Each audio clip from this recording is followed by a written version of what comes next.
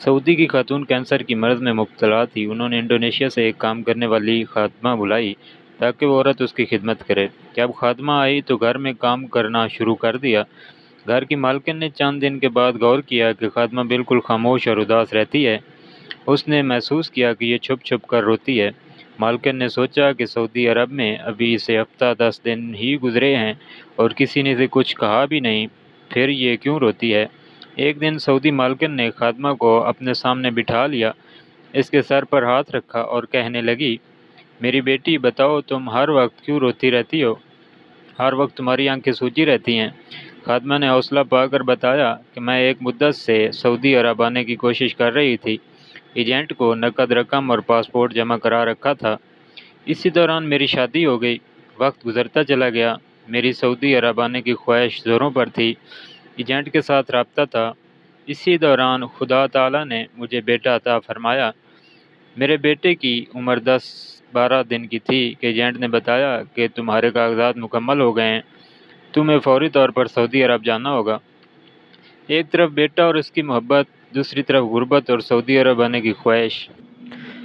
میں گھریلو حالات سے مجبور تھی، اس لیے بیٹے کو چھوڑ کر سعودی عرب آ گئی۔ اب مجھے میرا بیٹا یاد آتا ہے۔ میں اس کی محبت میں دیوانی ہو گئی ہوں۔ اسے یاد کر کر کے روتی ہوں۔ سعودی مالکن نے ایک لمبی آہ بھری اور کہا کہ یہ رب کو راضی کرنے کا اور صدقہ جاریہ کرنے کا بہترین موقع ہے۔ اسلام میں سب سے بہترین کام کسی مسلمان کو خوشی مہیا کرنا ہے۔ اور پھر اس نے ایک عجیب و غریب فیصلہ کیا۔ وہ اندر گئی، پیسوں والی الماری کو کھولا، اس نے 2 سال کی تنخواہ کا حساب کیا، رقم گنی اور اسے لے کر خادمہ کے پاس آ گئی۔ کہنے لگی، یہ 2 سال کی تنخواہ لو، میں ابھی سیٹ تمہاری بک کرواتی ہوں، تم فوراً انڈونیشیا روانہ ہو جاؤ۔